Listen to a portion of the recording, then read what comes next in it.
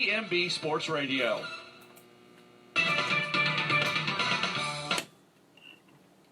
Don't forget, it is SoCon John Hooper joining me, bottom of the hour. I want to touch upon Asian House right there. I guess it's just another Manic Monday because we can't go to Asian House today. They're closed on Mondays. But you know what you can do? You can go and see their mouth-watering menu at goasianhouse.com. If you haven't been there, they've opened up recently, and it's the best of not only Chinese but Japanese food.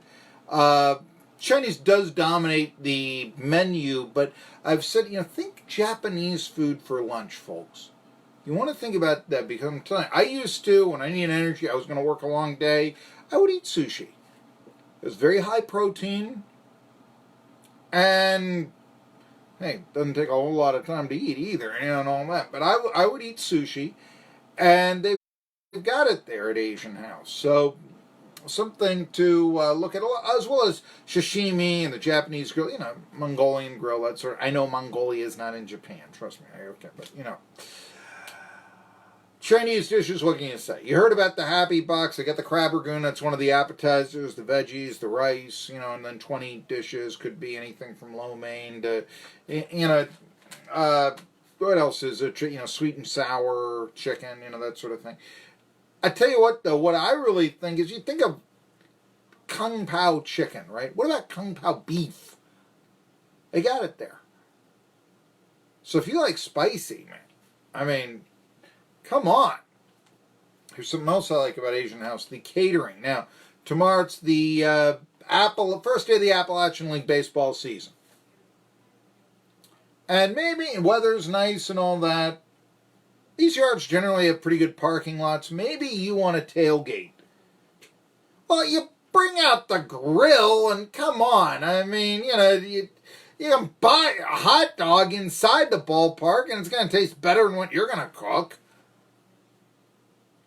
So you want something a little different, don't you? In fact, maybe you don't want having security guards. This has actually happened to me. No, you can't have the charcoal out because you might not put it out and it could blow up someone's car. I had that happen to me once. So you don't want that. You know what you want to do? You go to goasianhouse.com, catering. You get a big takeout order. See what they got there. You can go to the ballpark. Look. It's on the way to Johnson City, if that's where you're headed. It's on the way to Greenville, if that's where you're headed. Greenville opens up with Kingsport.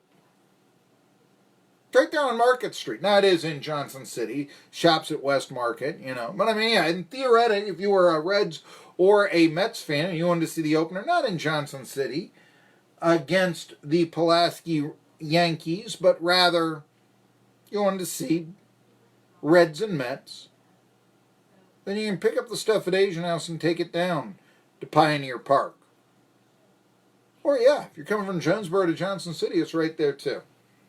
Right there on your right, driving into Johnson City. Asian House, it is my favorite Asian restaurant, Chinese restaurant. I could eat Chinese food all day long.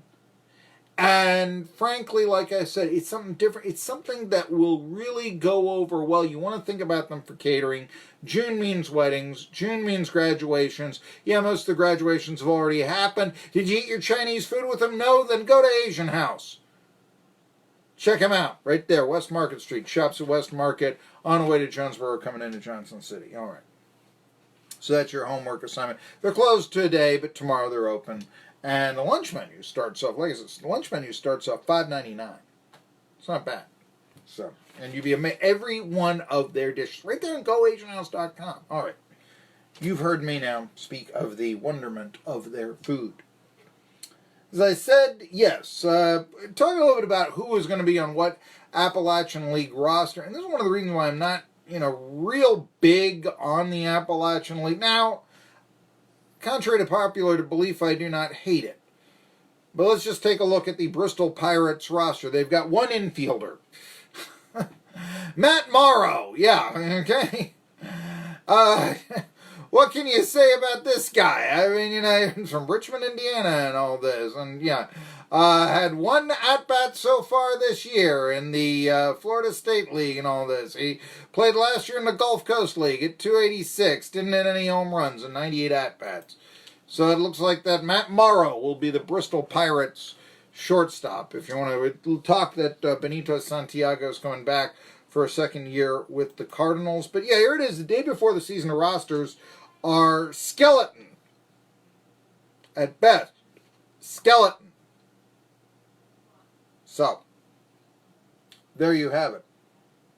Anyway, like I said, I will say this about the Appalachian League. Like I said, I have not necessarily been a fan of the way some of these franchises have been run over the years. I do not think that they have treated me or the media very well at all. I know of many, many, many a sports writer who really expressed their frustration with them.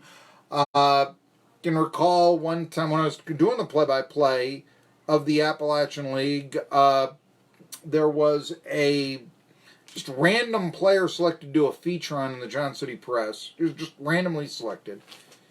And I remember the sports writer in the press, it was Doug Fritz actually, a long time ago, and he says, well, there's our one Cardinals feature for the year.